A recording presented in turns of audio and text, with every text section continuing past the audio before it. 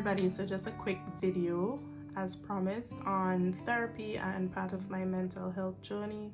So just to clarify, everybody needs therapy on some level. People who struggle with keeping schedules need therapy, anxiety, depression need therapy, overcoming eating disorders, therapy.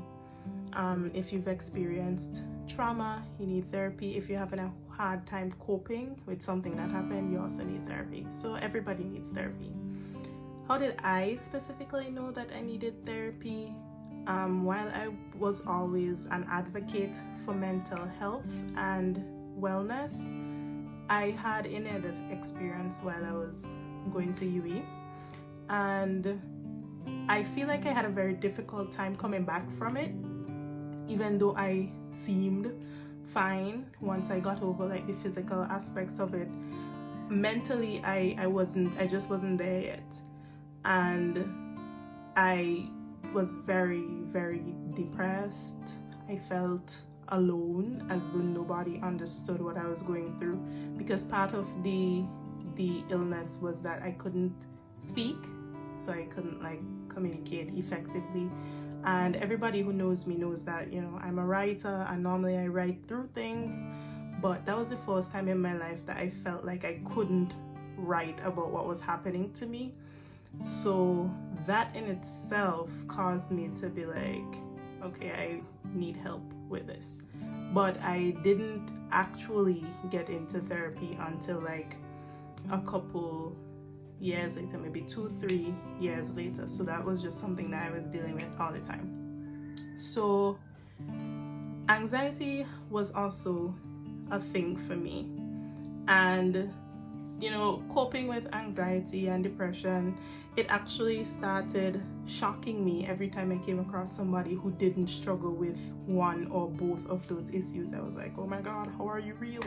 Teach me. So that in itself was kind of like a red flag, like, hello, why do you find it strange that everybody is not suffering from these things, you know?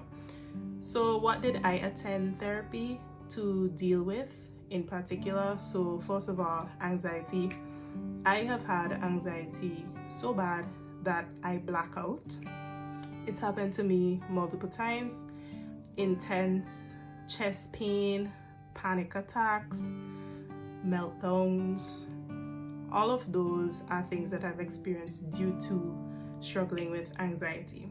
Then there's also depression, which kind of leads to memory issues, inability to function, antisocial behavior. And I also noticed that I had this hyperfixation. So I would become obsessed with something. For example, let's say that this week I really enjoyed collecting stamps.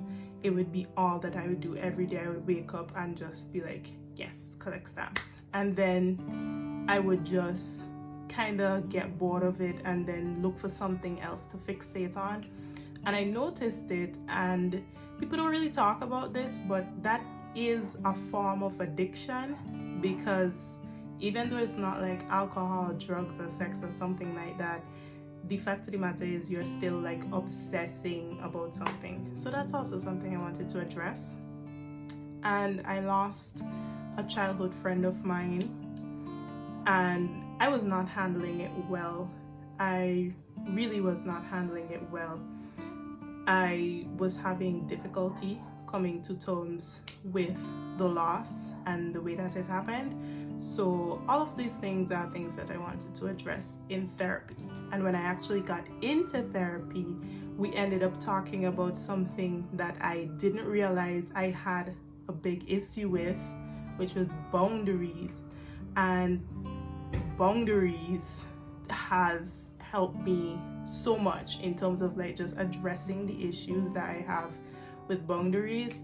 That has been such a big help to me, but I only realized that I had an issue with it when I went into therapy.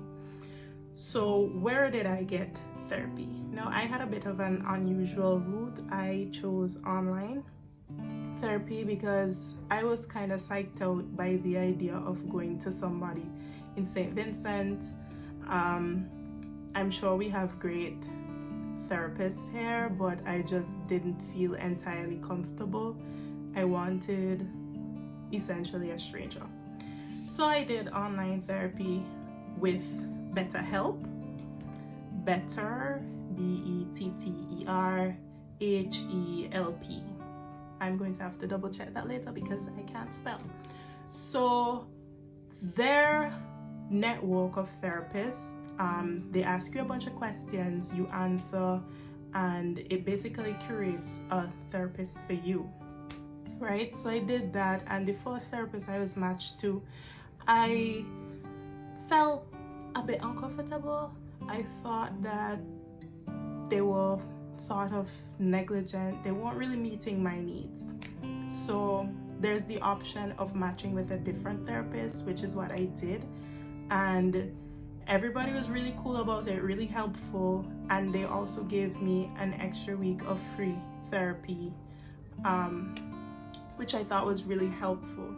So I got matched with my new therapist, and she was amazing. So she walked me through some of the things that I didn't even realize that I was dealing with. But one of the most important things is, once you get into therapy as somebody who is being counseled, you have to basically decide that you are going to be very honest. You can't go into it with intentions to like lie or hide, because if you're not being honest with yourself and your therapist, you're going to run into a lot of problems. So for my own purposes, I kept an online journal, and I would wake up every day and do introspection. So I would think about things that I thought were problem areas, and I would try to trace back the root trauma, or like think back to what was the root issue. So I had to explore things like what is my relationship with silence, because I had a friendship, and I found that this person was thought to be in my terms negligent, and it really bothered me. So then I wanted to explore, why is this bothering me? And I realized that I have a strange relationship with silence. Sometimes I interpret silence as resentment or somebody being upset with me. So that's one of the things that I had to work